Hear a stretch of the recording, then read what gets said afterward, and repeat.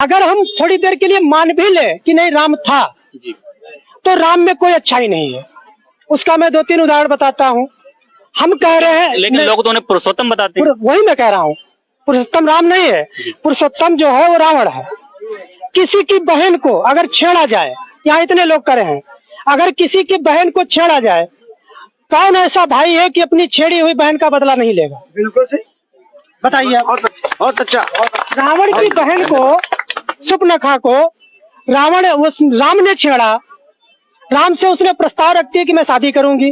राम मना कर देते हैं कि मैं शादीशुदा हूँ, लक्ष्मण से पूछ लो। लक्ष्मण के पास जाती है। तो मेरा ये सवाल है कि जब एक ही मंडप में एक ही जगह चारों भाइयों की राम की शादी हो गई थी, तो राम ने झूठ क्यों बोला कि लक्ष्मण के पास चली जाओ? वो मना कर देते कि नहीं, मेरे चारों भाइयों की शादी हो गई, मैं शादी नहीं करूंगा, बात खत्म हो जाती। झूठ बोला पहली बात। तो झूठा आदमी पुरुषोत्तम नहीं हो सकता है, ठीक, पहली बात।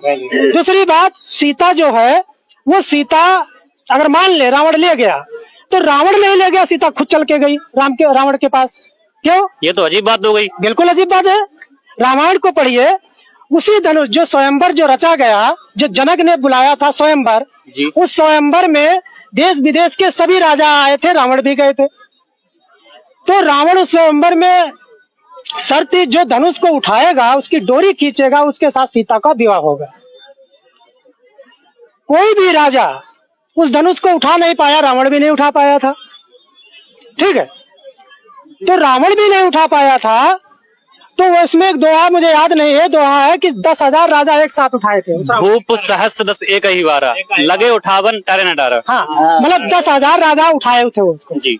तो मेरा ये सवाल है, 10,000 लोगों को खड़ा करिए, एक आदमी को लगभग 1.5-2 फीट जमीन चाहिए है। 10,000 राजाओं को खड़ा करिए आप, तो कम से कम 3 किलोमीटर की लाइन बनेगी।